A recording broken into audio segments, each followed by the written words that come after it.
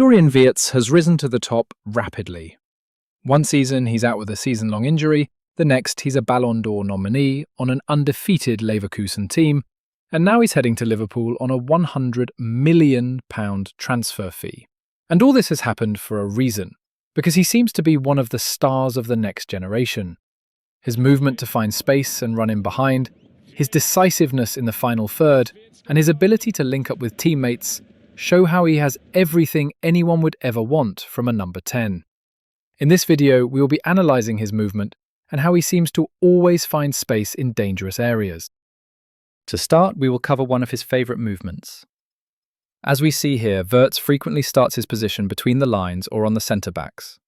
The reason for this is that when he checks in from there, it's harder for the midfielders to cover the pass because Wirtz is on their blind side.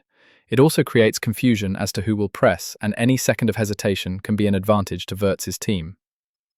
In this case, he scans and sees the centre-back follow him. What he does when this happens is knock the ball down and try to spin in behind. He does this because he knows the centre-back is drawn out of position and there is a space to exploit. So he then tries to turn and accelerate to receive in behind there. The pass doesn't reach him in this scenario, but we can see the danger he creates with this movement. Wirtz is an expert at finding space in between the lines, and he does something interesting to find this space. As we see in this play, the ball is swinging over to his side. Typically, players will open up this way because that's how we are all taught to drift back and create an option. But notice what he does instead. He cuts across the midfield line on their blind side so they can't see him, and now has instead received the ball in the centre of the pitch with space to exploit as opposed to receiving wider and more behind in the half space. The reason this movement works is that as the Leverkusen player opens and begins to move to the left side, the defence will also shift that way. Wirtz sees a large amount of space between the lines and knows that cutting across would be going against their movement and on the blind side so they can't see, and all this favours Wirtz finding the space, which he does. Here, we can see Wirtz make another intelligent movement. As he finds himself here, he attempts to run in behind, but then fakes it and checks to the ball and has created space in front of the box for him to receive. This movement is one he does so many times, and the reason it works is because when centre-backs see a run in behind, they start dropping back early to make sure they can get there and not get caught behind. After all, they aren't always the quickest and fear a movement behind them more than a movement in front of them. However, this opens a chance for fake runs to create space like here, as by faking the run, Wirtz drops the centre-back and creates space for him to receive. Then, he receives on his foot furthest away to create more distance from this play, and can have a shot that gets blocked well at the end. Also, the fact that Wirtz also makes runs in behind like we have seen earlier keeps the defender on their toes, because they don't know if he'll fake a run or make it, which adds deception to Wirtz's game. On this play, we can see Wirtz make another good run. As his teammate plays the ball and receives it back, Wirtz is higher up the pitch. Notice how, when the ball goes backward and his teammate has space, he makes the run in behind, before he even gets the ball. There are multiple reasons for this being a great run. The first is typically when the ball goes backwards, the back line and defence will step up, as they do here. Making a run from deeper, if timed right, can put you onside and against the defence's movement, making it more difficult for them to react. Then, he starts running before his teammate touches the ball. This is crucial because as the ball is in motion, everyone focuses on it.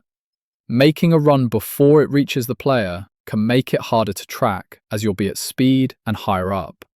Also, since you moved early, now your teammate just has to look up and play it, which will be quicker as well, instead of waiting for your movement. The final thing I will add is that making runs from deeper in midfield is very effective, because midfielders will rarely track runs in behind and will pass you onto the backline. So all it takes is one lack of communication and you can take advantage. Here we can see Wirtz do something very clever. As he receives the ball, he scans to see who is pressing. He sees the player coming from the left, so he notices how once he receives it, he puts his arm and body out to impede the defender. This is clever because it protects the ball while dribbling, but also if the defender goes from behind the ball, since he is from behind, any push will likely result in a free kick, like on this play. Wirtz uses this strategy a lot when receiving pressure, and it allows him to keep the ball more often. Here we can see the intelligence of Wirtz's movement.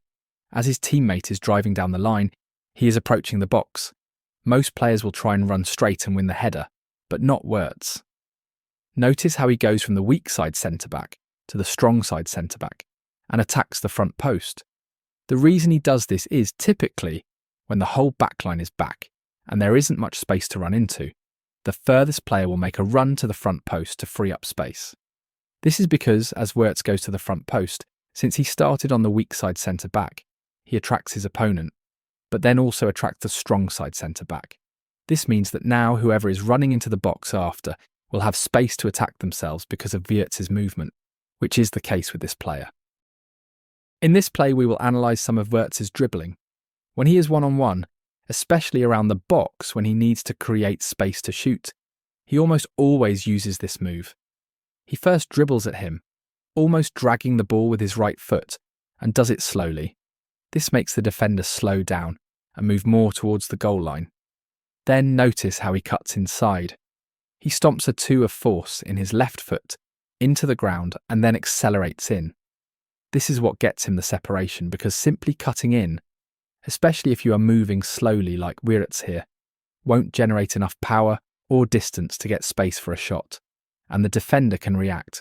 But stepping hard to the other side, you almost get a bit of a boost and push off, while the defender has to turn his hips and react, which makes it much more difficult for the defender. The last thing we'll look at in this video is very subtle but makes a huge difference.